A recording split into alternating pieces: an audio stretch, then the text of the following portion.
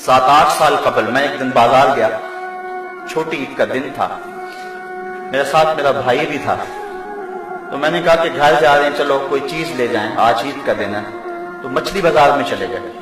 تو میں نے وہاں ایک عجیب منظر دیکھا جو آج تک مجھے بھول نہیں سکا۔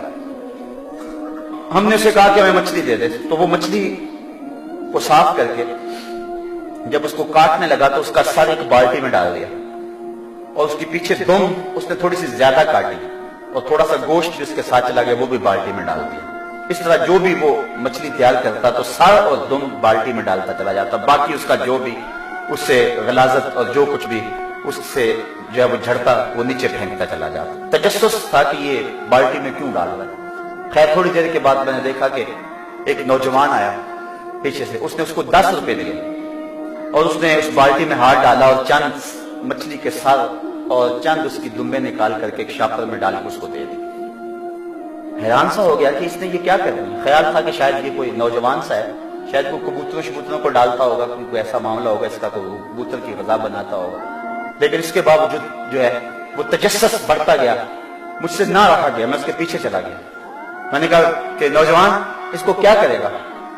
تو اس کی نظریں تھوڑی سی جھکیں اور مجھے کہنے لگا اس کا شوربہ بناؤں گا، اور مچھلی کا مزہ مل جاتا ہے اس سے۔ صاحبوں میں عید کے دن کی بات سنا رہا ہوں، اور اس ملک کی بات سنا رہا ہوں۔ جب اس ملک کے اندر لوگ ایسی زندگی عید کے دن بھی گزاریں گے، وہ تو حکمرانوں کے گریبان نوچنے کو آئیں گے، وہ تو امیروں کے گھر دے کے خوش نہیں ہوں گے، وہ تو کہیں گے ان محلات کو آگ لگ جائے، جو ہم غریبوں کے لیے نان شبینہ بھی میسر نہیں ہے۔ یہ میں بات جو ہے وہ اپنے معاشرے کا دکھ آپ کے سامنے رکھ رہا ہوں۔ اللہ قیامت کے دن اتنی دیر تک کسی شخص کو اپنے سامنے سے ہٹنے نہیں دے گا جب تک یہ پوچھ نہیں لے گا کہ وَفِيمَا أَنفَقَهُ، یہ مال تو نے کہاں خرچ کیا ہے۔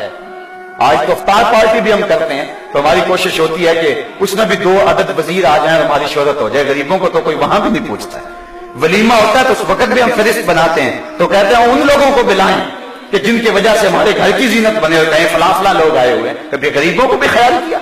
علی نصب کوٹھیوں میں رہنے والوں، غریبوں کی جھونپڑیوں کو بھی دیکھو، بڑے بڑی کاروں میں گھومنے والوں، ان پیدل چلتے لوگوں کے دکھوں کو بھی سمجھو، اپنے گھروں میں گھی کے چراغ جلانے والوں، ان لوگوں کو بھی دیکھو جو نان شبینہ کو ترستے ہیں، رات کو جن کے گھر میں چولہا روشن نہیں ہوتا۔ ایک طرف امیر کا بگڑا ہوا بچہ گولڈن سیب کا ایک کونا کاٹ کے دوسرا کتے کے آگے ڈال رہا ہوتا ہے، اور دوسری طرف عید کے دن بھی بیوہ کا یتیم بچہ چھابڑی لگا کے آلو چھولے بیچ رہا ہوتا ہے۔ تو جس معاشرے میں یہ تقسیم ہو، اس معاشرے میں روشنی کیسے آ سکتی ہے، اس معاشرے میں نور کیسے آ سکتا ہے؟ میرے آقا تو یتیم کو سینے سے لگاتے ہیں، اس کو نیا لباس بھی دیتے ہیں، عزت بھی دیتے ہیں، اور ساتھ یہ بھی کہتے ہیں بیٹا کیا تو پسند نہیں کرتا کہ محمد تیرا باپ لگے، اور عائشہ تیری ماں لگے، اور فاطمہ تیری باجی لگے؟ پھر جب وہ انگلی تھام کے حضور کی چلتا ہے تو وہ کہتا ہے کہ تھا تو یتیم لیکن مزہ آ گیا، مصطفیٰ کی انگلی تھامے جا رہا ہے۔ عید کا دن طلوع ہوتے ہی دکھیوں کی مدد، لاچاروں کی نصرت اور اعانت کے لیے کمر بستہ ہو جائیں، لوگوں کے ساتھ حسن سلوک رکھیں، اپنے اطراف پہ غور کریں، غربا، مساکین، گلی محلے میں، رشتہ داروں میں، اعزاء و اقربا میں ان کی مدد کریں، اور عید کی خوشیوں میں ان کو اپنے ساتھ برابر شریک رکھیں۔ عید نئے کپڑے پہن لینے کا نام نہیں ہے، لوگوں کے ساتھ حسن سلوک اور اچھے رویے، طرز معاشرت کی خوبصورتی کا نام عید ہے۔ یہ فطرانہ بھی اسی لیے ہمارے اوپر واجب کیا گیا ہے کہ ہم غربا کو عید کی خوشیوں میں شامل کر سکیں، ان کی عزت نفس کا خیال رکھتے ہوئے ان کو فطرانہ دیجئے، اس کے علاوہ بھی تحائف دیجئے، ان سے ملیے، ان سے محبت کا اظہار کیجئے۔ اس ویڈیو کو شیئر ضرور کریں، ہو سکتا ہے آپ کے ایک شیئر سے یہ بات کسی کے دل میں اتر جائے۔